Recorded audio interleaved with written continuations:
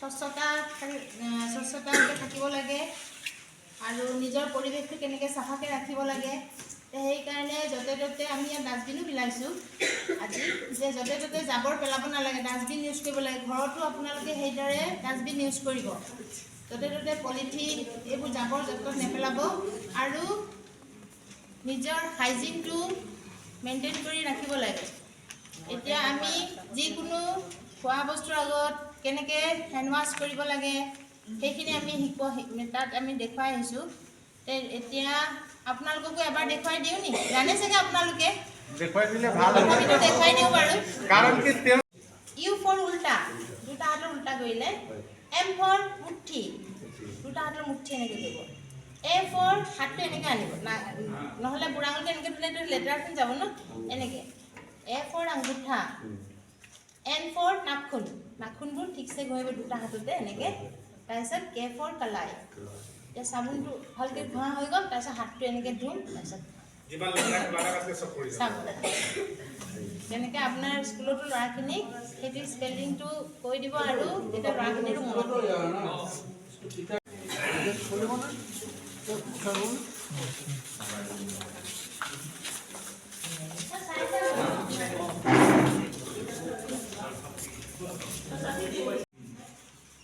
এ for আঙ্গুঠা,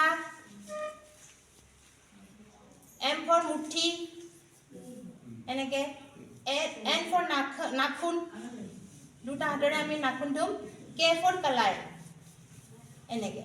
এটা shortcut formula হয় সুমন কে। আমি চাবোন ধৰি সেই তেনেকৈ ধৰি চিধা উল্টা, তাৰপিছত আঙ্গুঠা, তাৰপিছত মুঠি, তাৰপিছত এইটো নাখুন, তাৰপিছত কালাই, সেই তেনেকৈ ধুই আমি খোৱাৰ আগত ধুব লাগে বুলি আপোনালোকে ল'ৰা ছোৱালীক তেনেকৈ শিকাব। তেতিয়া তেওঁলোকে সেই সুমন কেটো মনত থৈ দিলে, প্ৰথমতে পাহৰি যাব, তথাপিতো সুমন কেটো মনত দিলে সুমন কে, তেতিয়া সেই স্পেলিংটো মনত থ'ব আৰু সেই তেওঁলোকে ছিষ্টেমটোও মনত থৈ দিব।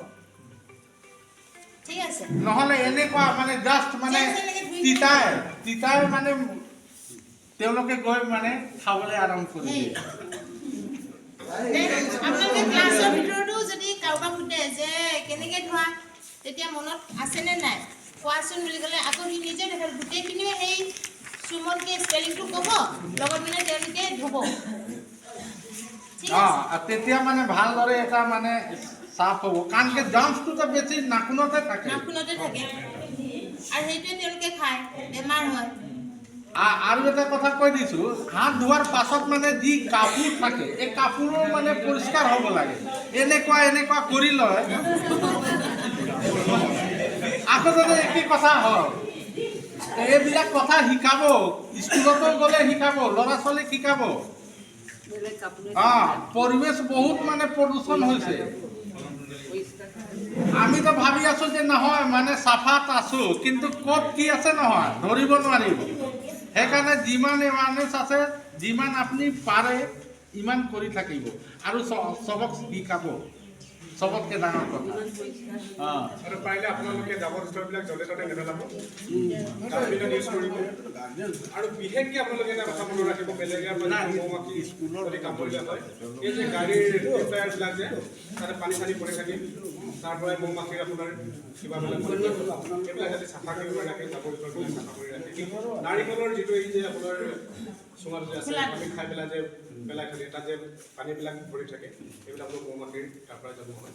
গতিকে এইবিলাক আপোনালোকে ধুনীয়াকৈ চাফা কৰি অনুৰোধ জনাইছোঁ, সকলোৱে স্বাস্থ্যৱান হ'ব কামনা কৰিছোঁ।